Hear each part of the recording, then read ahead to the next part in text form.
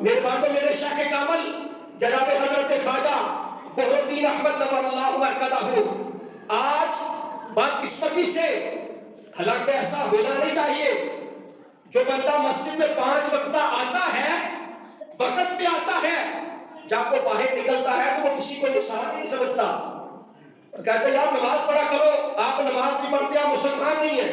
بالکل اچھی بات ہے، نماز پڑھنی چاہیے، نماز فرض ہے۔ میرے آقا نے فرمایا نماز دین کا ستون ہے، جو نہیں پڑھتا وہ گناہ کبیرہ کا مرتکب ہے، جو نماز وہ نماز کا انکار کرتا ہے وہ دائرہ اسلام سے خارج ہو جاتا ہے۔ نماز کے لیے جب آؤ تو اللہ کا شکر ادا کیا کرو کہ اللہ نے تمہیں اپنے گھر میں بلایا ہے اور گھر میں بلا کر سجدہ ریزی کی توفیق عطا فرمائی ہے۔ یہ نہ ہو کہ آپ آئے اور آ کر خالی ہاتھ ہی واپس چلے جائیں۔ حضور ابن عالم رحمت اللہ تعالی علیہ آپ بیٹھے تھے، ایک بندہ آپ کی مجلس میں بیٹھا ہوا تھا، وہ نماز نہیں پڑھتا تھا۔ آج بھی آپ بعض اوقات بیٹھے ہو تو سارے کے سارے لوگ بھی مسجد میں آ جائیں، کوئی ایسا بھی ہمارا بھائی ہوتا ہے جس کو ڈیرے پہ، دکان پہ، کاروبار پہ جانا ہوتا ہے، جب اذان ہوئی سارے کے سارے مسجد کی طرف چل پڑے تو آپ کو کھڑا دیکھ رہا تھا کہ میں کیا کروں؟ آپ نے فرمایا اچھا تو ڈیرے پہ جا کے پڑھ لینا، تو پڑھ لینا، ڈیرے پہ جا کے پڑھ لینا۔ اس کے دل میں خیال آ گیا کہ یار میری عزت نفس کا اتنا خیال رکھا گیا کہ مجھے ان لوگوں کے اندر بے عزت نہیں کیا گیا۔ عرض کیا حضرت اب جتنی دیر میں زندہ رہوں گا میری ایک نماز بھی قضا نہیں ہوگی۔ یعنی میرے بھائیوں، جو اللہ کے ولی ہوتے ہیں وہ نگاہ کر کے بندے کی کایا پلٹ دیتے ہیں۔ تو میرے بھائیوں چونکہ وقت مختصر ہے، اگر آپ کی سیرت و کردار پہ باتیں کریں گے تو لمبا بڑا موضوع ہو جائے گا۔ آپ کی 2-3 چیزیں میں نے آپ کے سامنے رکھنی ہے۔ میرے شاہ کامل جب آپ حج کے لیے تشریف لے گئے، حرمین شریفین کی زیارت کے لیے گئے تو آپ کے ساتھ کم و بیش 30 سے 40 لوگ تھے جو حج کے لیے حاضر ہوئے۔ جب آپ بیت اللہ شریف گئے تو بیت اللہ میں جا کر میرے شیخ کامل جب طواف کعبہ کرتے یا صفا مروہ پہ سعی کرتے تو آپ بلند آواز سے درود پاک پڑھتے۔ جب سرکار مکہ مکرمہ سے مدینہ منورہ گئے، سرکار کے روزہ اقدس پہ حاضر ہوئے تو آپ نے تکبیرات پڑھی، تلبیہ پڑھا، اللہ کی تسبیح بیان کی۔ آپ کے ساتھ علامہ ہزاروی تھے، کہنے لگے حضرت آپ نے تو الٹ کام کر دیا۔ لوگ بیت اللہ شریف جاتے ہیں، جا کر تکبیرات پڑھتے ہیں، جب لوگ مدینہ منورہ آتے ہیں تو درود و سلام پڑھتے ہیں، آپ نے معاملہ الٹ فرما دیا۔ آپ نے فرمایا ہاں مولانا مجھے پتا ہے کہ لوگ ایسا ہی کرتے ہیں، لیکن مولانا میری بات سنو، یہ 2 ذاتیں ہیں، ایک خدا کی ذات ہے، دوسری مصطفیٰ کی ذات ہے۔ فرمایا دونوں ایک دوسرے سے محبت کرتے ہیں۔ میں نے خدا کی بارگاہ میں مصطفیٰ کا ذکر کیا تاکہ خدا راضی ہو جائے، مصطفیٰ کی بارگاہ میں خدا کا ذکر کیا تاکہ خدا کا محبوب راضی ہو جائے۔ میرے بھائیوں اللہ والوں کا طریقہ تو یہ تھا، فرمایا کہ 2 ذاتیں ہیں اور دونوں ایک دوسرے سے محبت بھی کرتی ہیں اور ایک دوسرے کا ذکر سن کے خوش بھی ہوتے ہیں، اور فرمایا کہ میں نے دونوں کی بارگاہ میں ان کا ذکر کیا تاکہ خدا بھی راضی ہو جائے، مصطفیٰ کریم بھی راضی ہو جائے۔ میرے بھائیوں ایک اور آپ کا بڑا مشہور زمانہ واقعہ ہے۔ میرے بھائیوں آپ اپنی حویلی میں تشریف فرما کے، اصل میں آج ہم نے پیری کا رنگ بدل دیا ہے۔ میرے حضرت صاحب سے کسی نے پوچھا کہ جناب پیری مریدی کیا ہے؟ آپ نے فرمایا استادی شاگردی۔ اصل میں آج بدقسمتی سے نہ تو پیروں کو پتا ہے کہ ہم پیر کیوں ہیں، نہ مریدوں کو پتا ہے کہ ہم مرید کیوں ہیں۔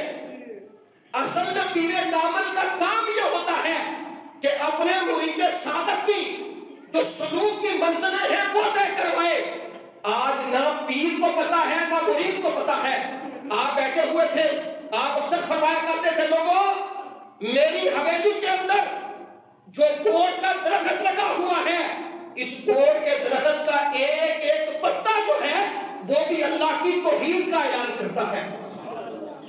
آپ بیٹھے تھے، ایک بندہ آیا، آپ اس کہتا ہے حضرت میرا ایک ہی بیٹا ہے، ڈاکٹر نے لاعلاج کر دیا ہے، آپ دعا فرمائیں اللہ میرے بیٹے کو شفا عطا فرما دے۔ آپ نے فرمایا نماز تو پڑھتا ہوگا؟ اس نے کہا حضرت کبھی پڑھ لیتا ہوں کبھی نہیں پڑھتا۔ آپ نے فرمایا جاؤ جا کر 2 رکعت نماز نفل ادا کرنا، پھر اپنے بیٹے کے لیے دعا کرنا میرا اللہ تیرے بیٹے کو شفا عطا فرمائے گا۔ اب وہ ہماری طرح تھا بھائی کہ ہم بھی اگر پیر کے پاس جائیں کہ جناب دم کر دے تعویذ دے دے، اگر وہ نہ دے تو ہم کہتے ہیں بھائی ہمارا پیر بھی عقیدت دیتا ہی کچھ نہیں ہے، ہم دم کروانے کے لیے گئے تھے، تعویذ دھاگا لینے گئے تھے، کچھ دیا نہیں۔ لیکن ہم سلسلہ اویسیہ میں الحمدللہ مرید ہیں، اور سلسلہ اویسیہ ایک ایسا سلسلہ ہے کہ جو ڈائریکٹ نبی کریم صلی اللہ علیہ وسلم سے فیض و برکات حاصل کرتا ہے۔ آپ نے فرمایا جاؤ جا کر نماز پڑھنا دعا کرنا اللہ شفا دے گا۔ وہ بندہ باہر چلا گیا، جب وہ حویلی سے باہر نکل گیا تو قبلہ حضرت صاحب اٹھے، اٹھ کر آپ نے وضو فرمایا، وضو فرما کے 2 رکعت نماز نفل پڑھی، نفل پڑھنے کے بعد آپ نے دعا فرمائی۔ جب آپ اپنی مسجد میں بیٹھ گئے تو شیخ القرآن علامہ ہزاروی رحمۃ اللہ تعالی علیہ وہ عرض کرنے لگے حضرت یہی کام اگر آپ اس کے سامنے کر دیتے تو وہ بندہ راضی ہو جاتا۔